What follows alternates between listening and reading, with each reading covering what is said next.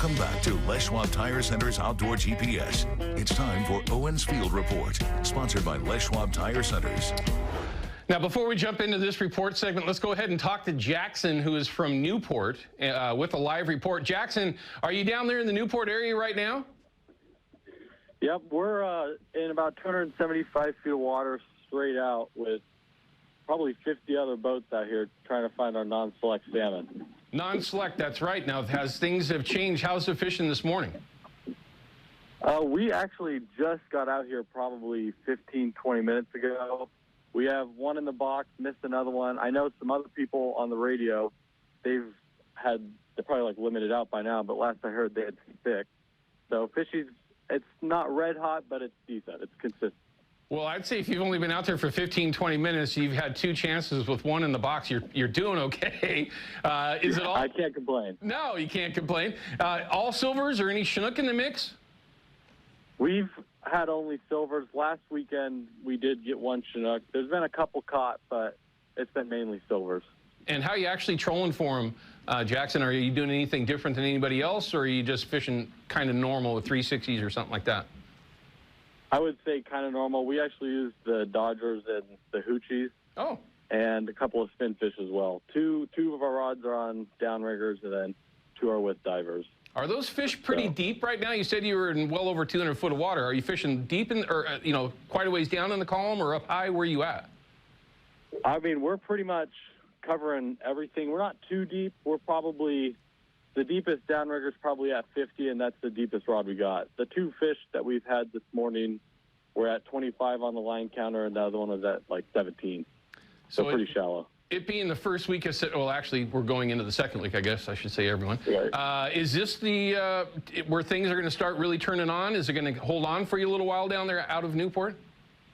I believe so. It's been pretty good the whole month of September so far.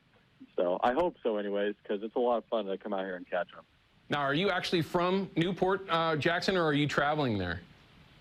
No, I'm from Beaverton, but we have a boat that we moor down here, so we come down here quite a bit. Okay, makes sense. Hey, get away from Astoria and the craziness, but it sounds like you're not alone out there. You said you had 60 some odd boats around? Yeah, give or take. That's the nice thing about here is you're not bumper boats with everybody else, but there's still quite a few. Well, there you go, everyone. There's a live report from Newport, something different, thank goodness, other than Astoria. Jackson, well done. Last question. You said Dodgers. Are you fishing spinners behind that at all, or just stuffer baits? What are you doing there? We have 2 spin fish. They're both pink and white. One's got a hoochie on it. The other one is like a yellow and orange and pink hoochie, and the other one's a purple hoochie. And it really doesn't seem to matter what color. They've been biting all of them. No bait? You're not doing any herring or anchovy, just sticking with the spinning fish? We have little chunks of herring on the hook. Oh. And then the spin fish has like the guts of the herring inside of it. Just give it a little bit of scent, you know? Oh, yeah. They like that. That's the reason why I leave the guts in a couple of herring. They like that for sure. Jackson, thanks for the live report out of Newport. We appreciate it, bud. Good luck. Be safe.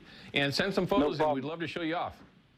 Will do. Thank you. Thank you. We appreciate the report, Jackson.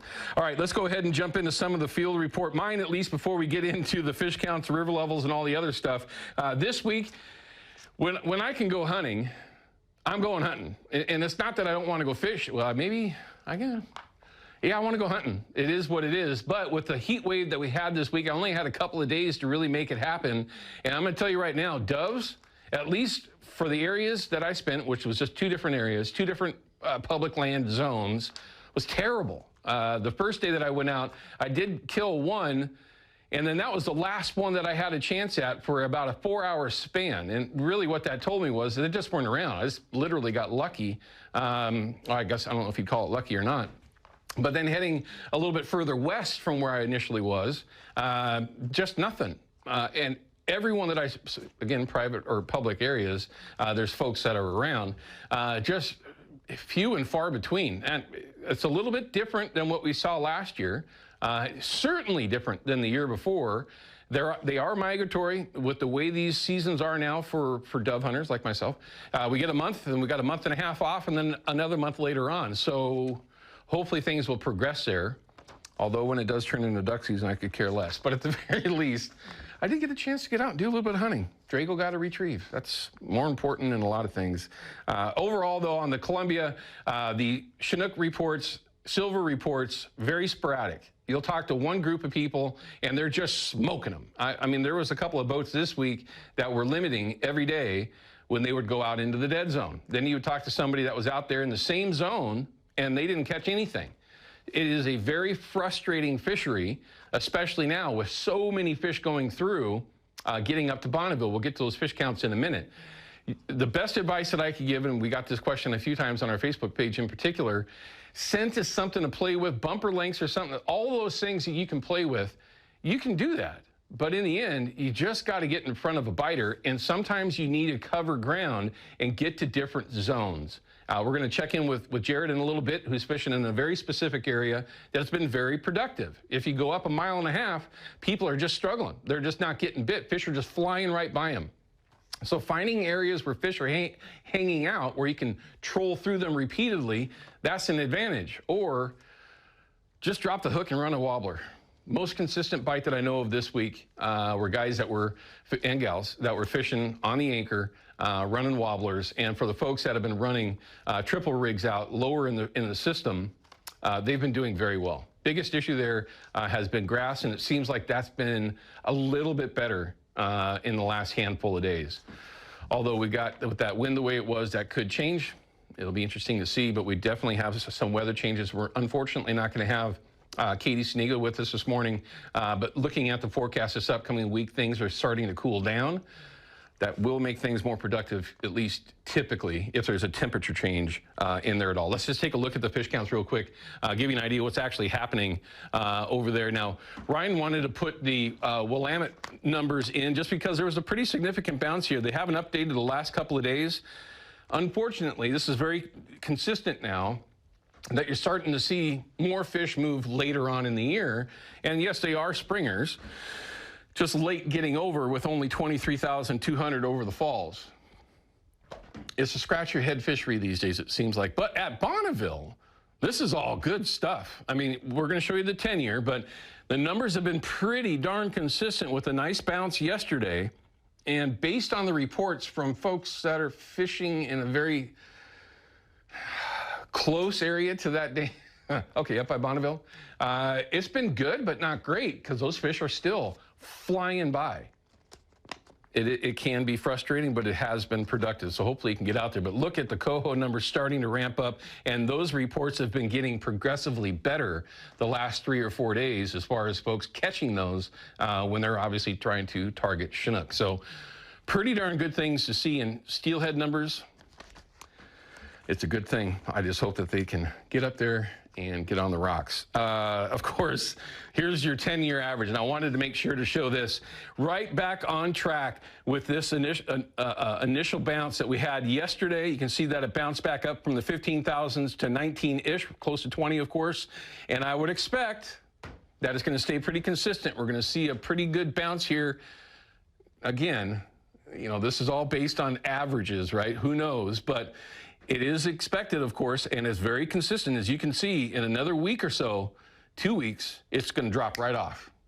Folks above Bonneville, you got a lot of fish coming at you. And for those that want to make that trek above Bonneville, you don't have to go that far.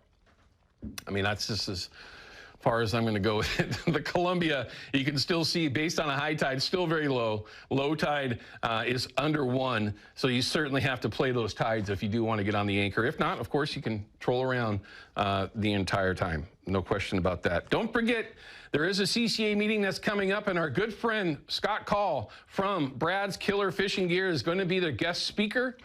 This is going on the 11th, which is just around the corner, from 6 to 8. These are really cool meetings that you can get in on, and with Scott in particular, he is so well versed on so many different things when you're talking about chasing salmon, steelhead, trout, different species with Brad's products. It's certainly going to be one that's worth listening in on and hopefully learning something. But it's also nice to have some of those baits and have some free scent from Procure. Send an email to jason@procure.com, and there is a weekly winner every Monday morning. Now, we do have another live report, so we're going to get that in. We got Mark with the live report from the Columbia.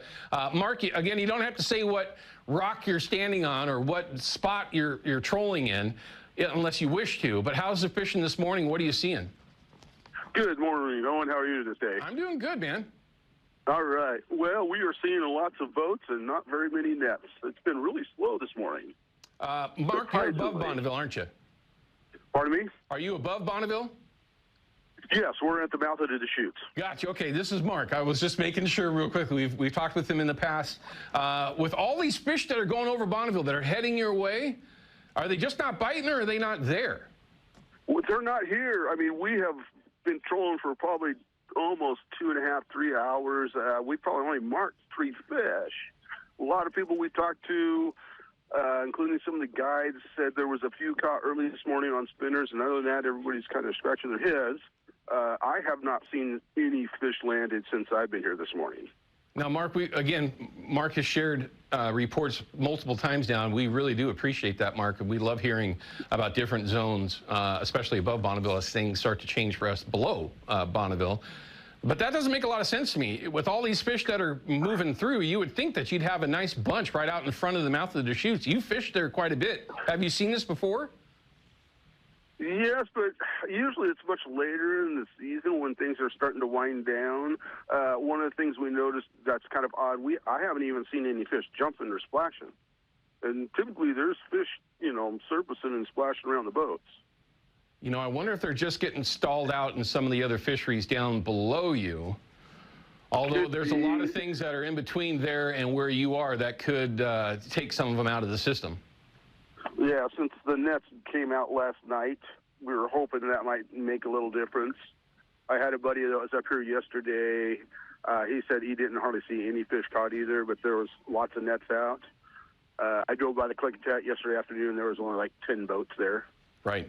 Yeah, it was hot yesterday afternoon, though, too. Oh, God, yes, brutal, especially the way that the smoke has been. It's definitely enough to keep you off the water, depending on where you want to spend your time. And there was no wind yesterday, so the river was like glass the whole way, probably all the way past Arlington, I would guess. Gotcha. Well, Mark, good luck to you, man. I hope things change and some fish move into the area. It is a little odd, though, that they're not there just stacked up waiting for you. Yeah, that's kind of what we were thinking. It was going to be, there should be a good day because it was like 15,000 over Bonneville yesterday and almost 9 over the Dalles. Yeah. So we're kind of befuddled, I guess you could say. Well, anyway, we're just going to grind it out. Yeah, I was going to say, you know what to do then. Just keep trolling. Yep. Just keep trolling. Yep. Just keep trolling. Mark, thanks again. I haven't even seen any guide boats go in yet. So that kind of tells you what's going on. You know what? You know as well as anybody, if they're going to be there, the guides are pretty good at sniffing that out. Maybe they're just staying lower in the system. Maybe they're just staying down lower. The reports below you have been very, very good. So maybe that's just the thing. Maybe they're just waiting to make their way upriver. Mark, good luck. Is that below Bonneville? No, above Bonneville, in between Bonneville and where you are. I can't say it too specifically. No. There's a couple hot spots, so I mean I get it. Yeah. I had some friends that were fishing down on the Washington side yesterday and the day before. Super windy though the other day. They did say some fish were caught, so I get it. Mark, good luck. Be safe. I hope you can get your bites, okay, bud? Thanks again for your report, as always. All right, we're going to cut to a break. Porter, be patient with me, please. We're going to cut to a break. When we come back, I'm going to have Jared Higginbotham live from the Columbia. We're going to talk quickly about the buy 3, get 1 free deal from Yakima Bait and Fisherman's Marine, but we're going to get a live report and find out how things are for him on the water. Hopefully, all the technology will work out good for us. We'll be right back. Outdoor GPS is brought to you by P-Line, because we fish, by Hawken Fishing, perfection in fishing gear, and by Haxton's Canvas and Upholstery, the trusted name of the Pacific Northwest.